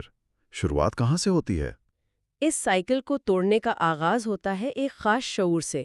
فریرے اسے کانسنٹائزیشن کہتا ہے، یعنی تنقیدی شعور کی بیداری، کرٹیکل کانشسنس۔ اچھا، تنقیدی شعور، تو یہ محض یہ جاننا تو نہیں کہ حالات خراب ہیں یا مجھ پہ ظلم ہو رہا ہے؟ ظاہری بات ہے، غریب کو تو پتہ ہی ہے کہ وہ غریب ہے۔ 100% غریب کو بتانے کی ضرورت نہیں کہ وہ غریب ہے۔ اصل شعور ان وجوہات کو گہرائی سے سمجھنا ہے، یعنی ان ڈھانچوں کو سمجھنا جو اس ظلم کو معاشرے میں قائم رکھے ہوئے ہیں۔ ٹھیک ہے، اگر میں اسے درست سمجھ رہا ہوں تو یہ صرف نتائج پر رونے کے بجائے بیماری کی جڑ کو پکڑنے کا نام ہے۔ لیکن ایک بات بتائیں، جی پوچھیں۔ اگر کوئی شخص سمجھ جاتا ہے کہ بھئی نظام خراب ہے اور وہ سارا دن ڈرائنگ روم میں بیٹھ کر یا سوشل میڈیا پر بس اس پر تنقیدی کرتا رہے، تو کیا اس سے معاشرہ بدل جائے گا؟ کچھ بھی نہیں بدلے گا اس سے، اور اسی لیے فریرے اس کتاب کا ایک اور انتہائی اہم تصور پیش کرتا ہے جسے پریکسس کہا گیا ہے۔ پریکسس؟ ہاں، پریکسس کا سیدھا سا مطلب ہے عمل اور عکاسی کا ملاپ، یعنی ایکشن اور ریفلیکشن کا آپس میں جڑ جانا۔ اس پریکسس کو تھوڑا روزمرہ کی مثال سے واضح کرتے ہیں۔ فرض کریں کہ ایک شخص بہت بیمار ہے، اسے ٹیسٹ سے پتہ چل گیا ہے کہ اس کی بیماری کیا ہے۔ اس نے درجنوں کتابیں پڑھ لی ہیں، بحثیں کر لی ہیں، لیکن وہ دوائی نہیں کھاتا۔ ہاں، تو فریرے کی زبان میں اسے وربلزم یا زبانی جمع خرچ کہیں گے۔ مطلب یہ محض باتوں کی حد تک ہے، اس میں عمل غائب ہے۔ تو اس کا کوئی نتیجہ نہیں نکلے گا؟ اور اگر دوسری انتہا پر جائیں، وہ شخص بیمار ہے پر سمجھے بغیر، ٹیسٹ کروائے بغیر غصے میں آ کر اندھا دھند گولیاں کھانا شروع کر دے۔ اوہ، وہ تو اور بھی خطرناک ہے۔ فریرے اسے اندھا عمل یا ایکٹیوزم کا نام دیتا ہے۔ اس میں ایکشن تو ہے پر ریفلیکشن یا سوچ بالکل نہیں ہے۔ بالکل، مطلب اگر لوگ سڑکوں پر نکل آئے ہیں بغیر کسی نظریے کے تو وہ محض ایکٹیوزم ہے۔ ہاں، اس سے نظام نہیں بدلتے۔ حقیقی تبدیلی تب آتی ہے جب پریکسس ہو، یعنی مظلوم حقیقت کو سمجھے اور پھر عملی سوچے سمجھے قدم اٹھائے۔ یہاں مطلب ایک بہت ہی منطقی سوال میرے ذہن میں آ رہا ہے، یہ تنقیدی شعور یا یہ پریکسس ان لوگوں میں کہاں سے آئے گا جو نسلوں سے دبے ہوئے ہیں؟ کون جگائے گا انہیں؟ اس کا سب سے بڑا ہتھیار تعلیم ہے، لیکن اور یہ ایک بہت بڑی شرط ہے یہاں، یہ وہ تعلیم نہیں ہے جو آج کل ہمارے روایتی تعلیمی اداروں میں دی جاتی ہے۔ اچھا، روایتی تعلیم میں کیا خامی ہے فریرے کے نزدیک؟ وہ کہتا ہے کہ موجودہ تعلیمی نظام ظالم کا ایک پوشیدہ ہتھیار ہے جسے اس نے بینکنگ کانسیپٹ آف ایجوکیشن کا نام دیا ہے۔ Banking concept? یعنی وہی جیسے ہم بینک میں پیسے جمع کرواتے ہیں ویسا کچھ؟ اسی طرح اس نظام میں ظالم طبقہ طلباء کے دماغ کو ایک خالی برتن یا خالی بینک اکاؤنٹ سمجھتا ہے، اور استاد کا کام صرف اس میں معلومات جمع کروانا ہوتا ہے اور امتحان کے پرچے پر اگل دینا ہے۔ اچھا، مجھے یہاں تھوڑا سا اختلاف ہے۔ میں سوچ رہا تھا کہ کیا کسی حد تک یہ ماڈل ضروری نہیں ہے؟ مطلب ایک استاد کو بچوں کو حروف تہجی یا میتھس کے بنیادی فارمولے تو بتانے ہی پڑیں گے نا؟ آپ حروف تہجی پر تو بحث نہیں کر سکتے۔ یہ ایک بہت جائز اور عام سوال ہے۔ دیکھیں، فریرے بنیادی حقائق سکھانے کے خلاف بالکل نہیں ہے، وہ اس طریقے کے خلاف ہے، اس انداز کے خلاف ہے۔ انداز؟ ہاں، جب استاد کلاس روم میں ایک مکمل ڈکٹیٹر بن جاتا ہے اور بچے کو صرف ایک سننے والی مشین سمجھا جاتا ہے تو نقصان معلومات کا نہیں ہوتا. اصل نقصان یہ ہوتا ہے کہ طالب علم کی تخلیقی صلاحیت اور سوال کرنے کی ہمت مر جاتی ہے. انے واہ، یہ نکتہ ہے. مطلب جب اسے کلاس میں استاد کے بتائے ہوئے نصاب پر سوال اٹھانے کی اجازت ہی نہیں ملی تو وہ بڑا ہو کے ظالمانہ نظام پر کیا خاک سوال اٹھائے گا؟ اس تنقیدی سوچ کے پٹھے کو، اس مسل کو مفلوج کرنا ہے. وہ انہیں سکھاتے ہیں کہ دنیا ایک رکی ہوئی حقیقت ہے، بس اسے سمجھوتا کر لو. صحیح. تو پھر مطلب اس کا متبادل کیا دیتا ہے کتاب میں؟ وہ اس کے مقابلے میں پرابلم پوزنگ ایجوکیشن یا مسائل پر مبنی تعلیم کا تصور لاتا ہے. یعنی وہ تعلیم جو سوچنے پر مجبور کرے. بالکل. اس میں حالات کو اور نصاب کو بھی ایک حتمی سچ کے طور پر نہیں بلکہ ایک مسئلے کے طور پر پیش کیا جاتا ہے تاکہ دونوں مل کر اس پر غور کریں. دونوں مل کر؟ تو اس نئے نظام میں استاد اور طالب علم کا وہ پرانا رشتہ جس میں استاد سب جانتا ہے اور بچہ کچھ نہیں، وہ ٹوٹ جاتا ہے. ہاں، وہ سخت لکیر مکمل ختم ہونی چاہیے. فریرے کہتا ہے کہ علم کوئی مادی چیز تو ہے نہیں جو ایک دماغ سے نکال کر دوسرے میں ڈال دی گئے. علم تو ایک مکالمے، ایک ڈائلاگ کا نام ہے. لیکن پھر ایک مسئلہ یہ بھی تو ہے کہ اگر دونوں کلاس میں بالکل برابر ہو گئے تو پھر کلاس کو کنٹرول کون کرے گا؟ کوئی سمت تو ہونی چاہیے نا. اچھا دیکھیں، فریرے استاد کی اتھارٹی یا اختیار کے خلاف نہیں ہے. تو پھر کس چیز کے خلاف ہے؟ وہ کہتا ہے کہ جائز اتھارٹی وہ ہے جو آزادی کے ساتھ کھڑی ہو، اس کی راہ میں رکاوٹ نہ بنے. مسئلہ تب بنتا ہے جب اتھارٹی آمریت یا اتھارٹیرینزم میں بدل جائے. یعنی ڈکٹیٹرشپ؟ بالکل. سچا مکالمہ تو محبت، عاجزی اور دوسروں پر یقین کے بغیر ممکن ہی نہیں. اگر استاد خود کو عقل کل سمجھے گا تو وہاں ڈائیلاگ نہیں، صرف احکامات چلیں گے. یہ ڈائیلاگ والا تصور بہت زبردست ہے. لیکن اگر میں اس کو وسیع تر معاشرے پر رکھ کر دیکھوں تو ظالم تو کبھی نہیں چاہے گا کہ مظلوم آپس میں مکالمہ کریں. ان کا پرانا نعرہ تو یہی ہے نا، تقسیم کرو اور حکومت کرو. انفرادیت پر زور دیتے ہیں وہ. ہاں، اسی لیے مظلوموں کی آزادی کی پوری عمارت اس کے بالکل برعکس، یعنی اتحاد اور یکجہتی پر کھڑی ہے. ظالم کو پتہ ہے کہ جڑے ہوئے لوگ خطرناک ہوتے ہیں. کوئی انسان اکیلے پورے نظام کو نہیں ہرا سکتا. مطلب ہم مل کر ہی تبدیلی لا سکتے ہیں. کتاب میں ایک بہت گہرا جملہ ہے کہ کوئی بھی شخص اکیلے آزاد نہیں ہوتا اور نہ ہی کوئی کسی دوسرے کو آزاد کر سکتا ہے. یہ دوسری بات ذرا سمجھائیں. مطلب کوئی باہر سے آ کر، کوئی ہیرو آ کر انہیں آزاد نہیں کر سکتا؟ بالکل یہی مطلب ہے. فریرے مسیحا بننے کے تصور کو مکمل مسترد کرتا ہے. آزادی مل جل کر حاصل ہوتی ہے. لوگ ایک دوسرے کے ساتھی بن کر آگے بڑھتے ہیں. اسے اس نے کلچرل سنتھسس کہا ہے. Cultural synthesis? یہ اصطلاح تھوڑی سی ایکیڈیمک لگتی ہے. عملی طور پر یہ کیسا لگتا ہے؟ عملی طور پر اس کا مطلب یہ ہے کہ جو لیڈر ہیں وہ بند کمروں میں بیٹھ کر حکمت عملی نہیں بناتے. وہ عوام کو جاہل سمجھ کر انہیں ہدایات نہیں دیتے. وہ عوام میں گھل مل جاتے ہیں. تو مطلب لیڈرشپ اور عوام کا فرق مٹ جاتا ہے؟ ہاں، لیڈر کا نظریہ اور عوام کے روزمرہ کے تجربات مل کر ایک نئی طاقت بنتے ہیں. مجھے یہاں وہ مثال یاد آ رہی ہے جو چلی کے دارالحکومت سینٹیاگو کے مزدوروں کی کتاب میں دی گئی ہے. ہاں، وہ بہت ہی شاندار مثال ہے. مصنف بتاتا ہے کہ جب وہ مظلوم لوگ، مزدور یا کسان مل کر بیٹھتے ہیں اور اپنے بنیادی مسائل پر بات کرتے ہیں، اپنی اجرتوں پر، اپنی رہائش پر، تو ایک عجیب سی جادوئی تبدیلی آتی ہے ان میں. بالکل. وہ انفرادی سوچ سے نکل کر طبقاتی شعور میں آ جاتے ہیں. اور فریرے کے نزدیک یہی وہ لمحہ ہے جسے کانشنٹائزیشن یا شعور کا عروج کہہ سکتے ہیں. انہیں احساس ہوتا ہے کہ بھی ان کی تکلیف اکیلے کی نہیں ہے، سب کی مشترک ہے، اور یہ اس ظالمانہ نظام کا کیا دھرا ہے. تو پھر وہ محض لیڈرز کے اشاروں پر چلنے والے روبوٹ نہیں رہتے. وہ اپنے حالات کے خالق بن جاتے ہیں. بالکل. وہ تاریخ کے خاموش تماشائے نہیں رہتے بلکہ مل کر تاریخ بنانے والے ایجنٹ بن جاتے ہیں. اور یہی فریرے کے پورے فلسفے کا یعنی دل ہے. تو اگر اب ہم اس ساری بحث کو ذرا سمیٹیں اور پوری کتاب کا ایک مختصر سے نچوڑ پیش کریں. ہاں، بتائیے. فریرے کا پیغام دو ٹوک ہے. ظلم کا نظام انسانوں سے ان کی انسانیت چھینتا ہے، اور یہ صرف مظلوم کی نہیں، ظالم کی انسانیت بھی چھین کر اسے بے حس کر دیتا ہے. اور ہمارا جو موجودہ روایتی تعلیمی نظام ہے، یعنی وہ بینکنگ ماڈل، وہ اسی ظلم کو چپ چاپ اگلی نسلوں تک منتقل کرتا رہتا ہے. لیکن بات نا امیدی پر تو ختم نہیں ہوتی نا. بالکل نہیں.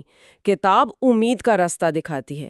جب مظلوم آپس میں مکالمہ کرتے ہیں، پریکسس یعنی شعور اور عمل کے ذریعے مل کر جدوجہد کرتے ہیں تو وہ نیا نظام بناتے ہیں.